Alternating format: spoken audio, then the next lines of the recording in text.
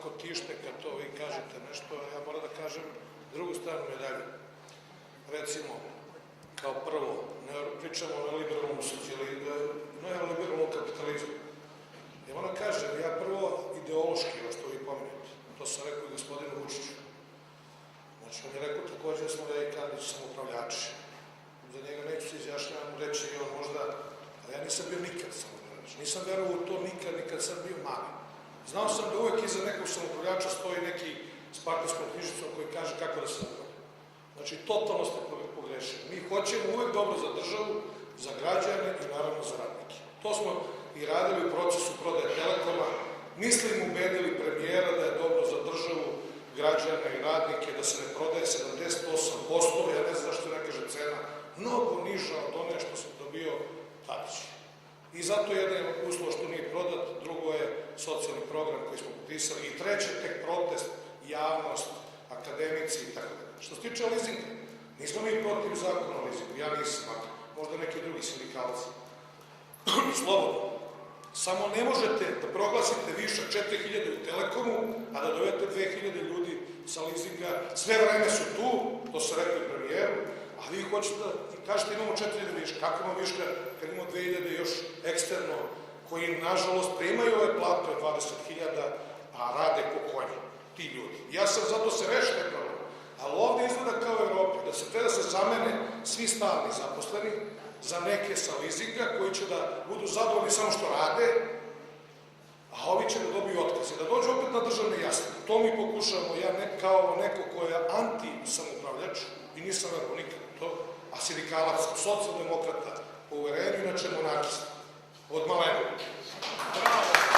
Znači, vrlo čudan, a tako, čudan neki slov. Pa isto tako kažem i vama, a i rekao sam i s onima koji su pregovarali, svih ministra do premijera. Znači, mi nemamo protiv i demagogija je velika priča o tome da svako treba ima manju platu od premijera. Nama odoše iz Telekoma radnici, odoše nam 500 ljudi iz IT-a, zato što imaju na drugim mestima duplo ili 5 ili 10 puta veće plate. Ako oni ne zarade platu, ja ne mogu da delim ostalim radnicima platu. Znači, morate da stanete s tom demagogijom. Znači, morate da se plati neko ko može da nam napravi pare. Da mi možemo postaviti onima koji su malo manje sposobni, a njih je više, nažalost, u ovoj državi. Više ima polusposobnih, sposobnih i nesposobnih, nego onih super sposobnih. Ti super sposobni moraju da budu plaćeni, da bi ja mogu i ovima da dignem platu. Za ovih 10% neću da vam pričam uopšte, ovih 10%. To je nelegalno. Uzeli ste od neto zarade. Od neto. Platili smo, na bruto zaradu smo platili sve poreze i doprinose, socijalno, penziju, sve su platili. A onda od neto nam uzmete 10%. To je duplo porezivanje. To se rekao i u ministarstvima. Rešite to, nemojte da nam vraćate 2 po 2, nego nam vratite naših 10% koje ste nam uzeli nelegalno. Što niste uzeli od bruto. Mnoge procese koje ste vi otvorili, gospodine Vulin, mi cenimo i dajemo podršku, kao ste rekli. Rekli smo da nećemo da štrajkujemo kad država ima problem. Da tako? Ali imamo nešto mi od toga, što smo bili dobri. Nemamo. I dalje nas niko ne zavezuje. Reforme su u javnom sektoru. Sve su u javnom sektoru. Kori Udovički, ministarka, vrlo često brka javne preduzeće i državnu upravu. Ja ne znam, je shvatila konačno da li je državna uprava ili ovo. Pita vas, vi znate dobro da sam u pravu, da ona to brka. Kaže 780.000 nas je. Na kraju rekao 424.000. I nekih 100 i nešto hiljada preko leasinga, preko omladinskih. A to ima u svim drugim službama. I još jedna zabluda velika, da se priča da ovde treba smanjiti javni sektor da bi bilo bolje. Pa ne radi ni privatnici dobro. 100.000 ljudi radi od privatnih firmi na Telekom. Da je prodat Telekom, sve to ode kod nekog drugog. Nema ništa da radi. Pošto bi Deutsche Telekom, da je bio kupac ili Apollo ili ko već, doveo svoje izvođače, svoje distributere, svoje proizvođače opreme. Neće više naše. Nisu mu dobri. Znači, oni gube posao. Svuda u Evropi dobija se, javni sektor je pokretač privatnog sektora. 9,2% u Nemačkoj, 10 i nešto u Francuskoj javni sektor. Znači, što jači javni sektor, svi privatnici se kače na taj javni sektor i prave profit i zarade. Ovde, nažalost, na sceni, ja ga zovem tako, možda ćete me vi ispraviti, neoliberalni socijalizam se zove. Nije kapitalizam. Socijalizam je za strane investitore koji dolaze da biju džabe zemljište, da biju subvencije 10.000 evra, biju u juri, teraju pelene da oblače, sve to okej. To je taj socijalizam koji imaju oni. A neoliberalni je za nas, koji moramo da ćutimo i pričali ste o kolektivnim ugovorima. Kolektivni ugovori su potpisani zato što su prisiljeni da potpišu. Znači, nikad slabiji sindikati u Srbiji nisu bili. Znači, bili su pritiskani i to mediji nisu objavljivali. Da su ti sindikati, nije to uspeh vaš, što su potpisano više. To je znak da su sindikati pukli. A zašto su pukli? Slabi su. Evo, ja kažem javno, ja sam potpisao, nisam izgubio, ja nisam. Čekajte, hoćete kažete da su svi zadovoljni vi što su potpisali. Pa imate u zakonu o radu samo jedan član, koji ništa nije promenio. To je kod otkaza. Znači, sve vam je isto. Mora stručno osposobljavanje, prekvalifikacija, dokvalifikacija, sve isto kao što je bilo. Samo jedna rečenica, vrlo čudna.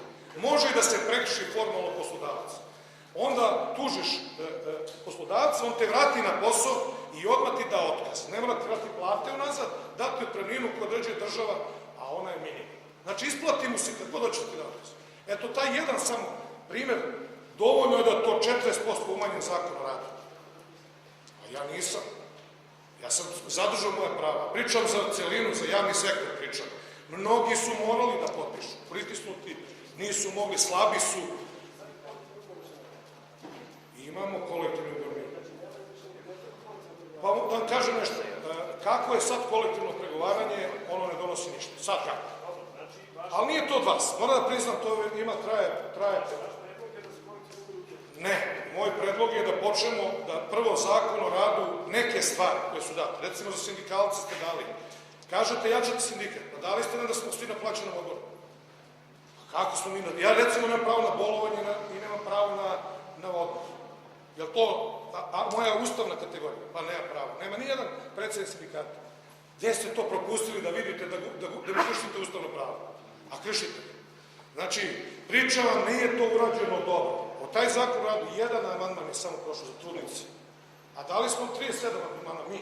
Ne znam koliko su dali ovi ostali sindikati. Pa bilo i pametni predlog. Minuli rad, slažem se, ukinite.